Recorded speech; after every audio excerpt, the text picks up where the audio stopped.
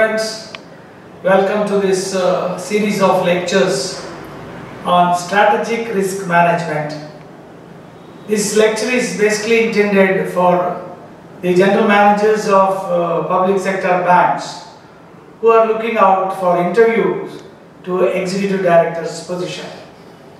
So it is a blend of theoretical and practical issues explained in a very simple manner, more in the nature of refreshing your memories. But I will be teaching from basics to expert level. I have been teaching finance for the last 30 years to CA and ICAA students taking up the final exam. Therefore, using that experience and teaching both the theoretical aspects and also the practical applications, I have started this lecture. This lecture is going to be in capsules. The risk management is basically starts with risk assessment, risk identification and risk assessment, risk quantification and risk management. So let us start the discussion with a basic example. Today is 24th, yes, we are nearing the new year, and let me take a simple example to you. The first part of the discussion going to be in the risk analysis.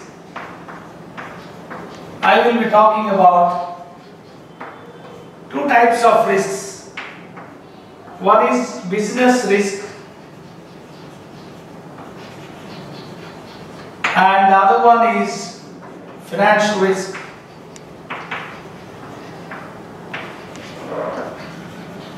And any business is a combination of both the risks.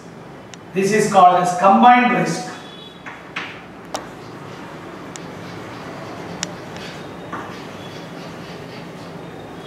So first part of the discussion going to be focused on the business risk that arise from the small level to an advanced level of risks we are going to talk about. So this topic is focusing on what is this business risk and what is the finance risk and what is the combined risk and how to measure them, why they come, what are the triggering factors, and then how to measure them and how to manage them, the plus and minus. Risk analysis is nothing but a benefit cost analysis. Now, as a banker, you are lending money. If you are lending money, say 1 crore rupees you are giving to a business, small scale enterprise, you are taking 2 crores of security. Therefore, nothing will go wrong. But as the business progresses, the same 1 crore person will ask you 10 crores, showing his business credentials. The 10 crores businessman, same fellow will ask 100 crores, and the 100 crore man will become 1000 crores, then you lose out. So we will take the examples of business failures and try to link this theoretical aspect, what the bank manager should have looked at. Now, let me take a simple example. So, what is this business risk, what is this finance risk, and what is combined risk, and how we are going to measure? I'll ask a simple question. I am in Chennai. I want to start coaching class, let us say, in Bombay. Now, I have two options. Option number one is I can join a coaching center there, visiting faculty, and then take classes. Once I get reputation, then I can start on my own. Here, I will be getting, let us say, 200 hours for finishing a final class, one subject, financial management. So if they pay me 2000 rupees per hour, I will get 4 lakhs. That's all. For spending 200 hours of my time and possibly 25 days of 8 hours, I will get maximum 2 lakhs plus food, travel, everything they will pay. Suppose if they are getting students, 100 students, suppose if they get 100 students, because of this, they are established institution, they are already well known, so they are able to mobilize 200 students 100 students for this strategic finance management subject, and they are charging, let us say, 10,000. That means 100 into 1,000, 1 lakh, 10,000, 10 lakhs. So they are going to earn 10 lakhs of rupees. Because they may bear about 50,000 rupees expenditure. So the profit is very high. They may have 8 subjects like this, and in every subject if they are able to earn more than the 6 lakhs, so it's a 50 lakhs game. And per batch of 25 days, they can do it for so many 25 days. So this is one aspect, alternative for me. Second alternative is, I myself can open a branch. I myself can open a branch in Bombay, which means I have to take a place.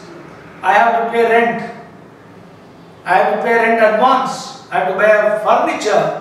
I have to appoint staff. I have to give advertisement. After all this expenditure, I may get students or I may not get students. Or I may get only 10 students, but I have to spend my time. So, what should I do? What should I do? I want profit, so I am taking risk. In this case, my risk is nil. Somebody is arranging the classes, I am going there, and for the time that I have spent, I am getting just 4 lakhs.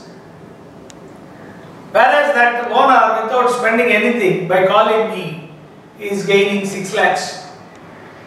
But there I have no commitment, I am sure of my 4 lakhs, plus they will take care of me. So, no risk, honestly low risk, no risk, and low profit. And here, my branch opening cost may be, let us say, 20 lakhs. And suppose I don't get any students, I will lose that 20 lakhs. The fixed cost is incurred. Once I want to start a business, I must pay fixed cost. So now, what should I do? My decision depends on how many students they are going to come for me. Demand. So in a business when you are doing, the demand will determine whether you can take risk or not. And the problem with the demand is, it fluctuates. Today I am doing very well, I have expanded. Suddenly some strong competitor comes and wipes me out. That will be a problem. So it is a dynamic process, and every time your ability to understand the risk in the near future, medium term and long term, that will be your success game. So as a banker or as a businessman, your ability lies in understanding the client, understanding the decision maker, the business, the environment, and then coming to a conclusion whether this works or not. So, we are now going to introduce you to risk. Risk is basically risk assessment. You have to take risk if you want to profit. Understand? So, business is like a snake on which there is a diamond, and the businessman must expertise in playing with that snake.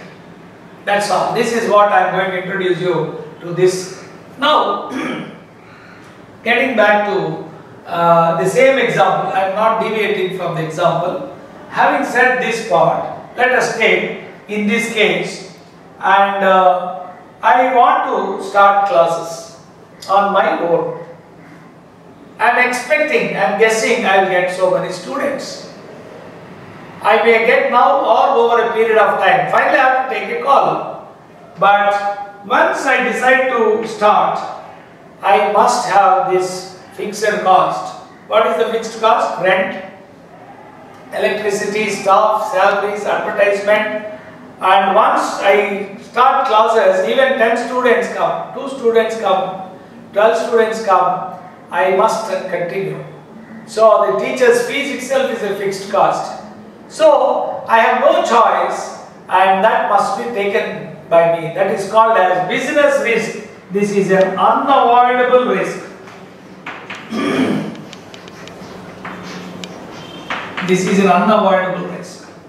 If you want to go to business, you have to incur that. It arises because of fixed cost.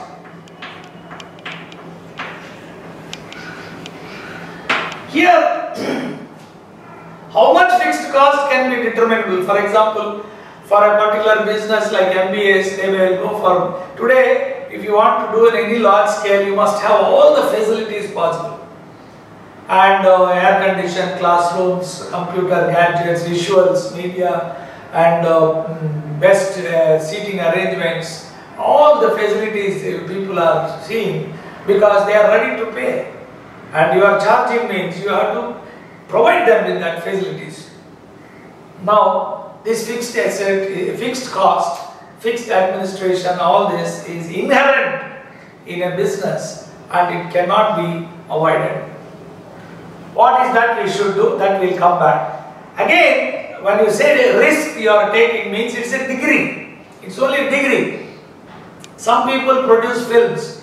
They will have 100 to 1000% risk will be there. Some people go into a real estate business. Some people will go into trade. That is again different, varied types of risks.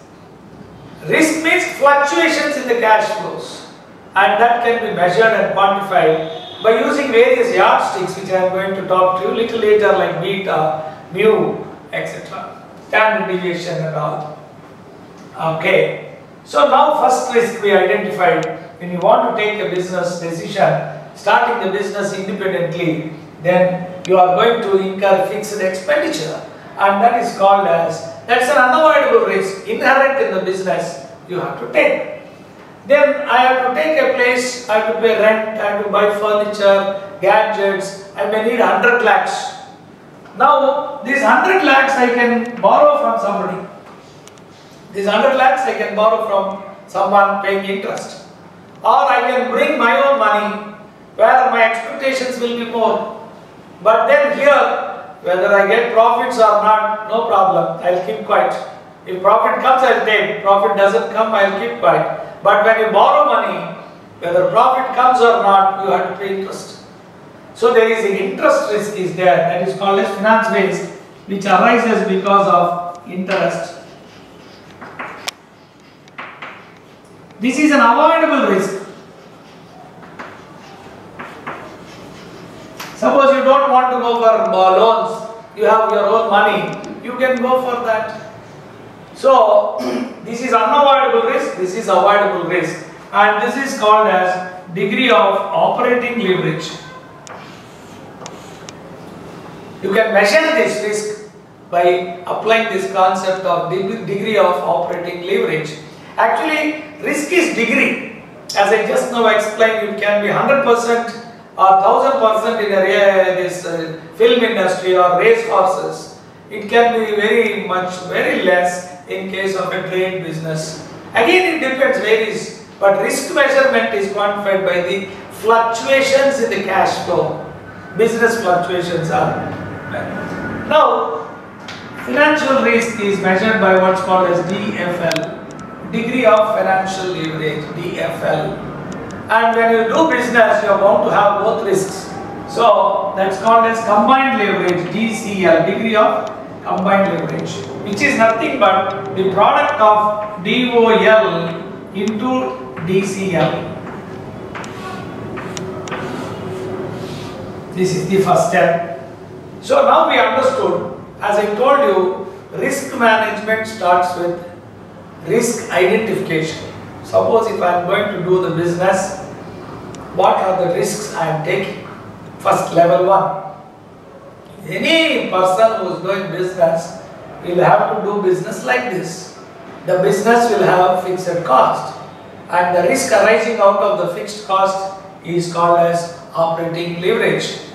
Now, say coming back to the same example, I can start in a school where there is a furniture, board, everything, they will do management, and I will pay some money.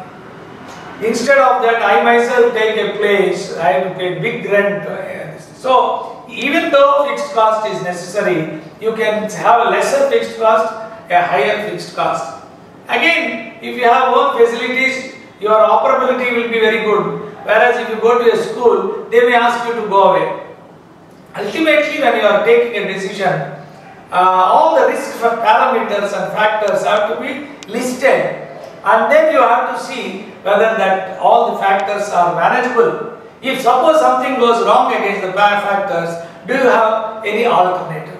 That is another thing which I am going to talk. So, first introduction part of it, we understand, we recognize a common sense clearly tells us the business has got fixed cost and interest risk, borrowed money, and how to manage them, how to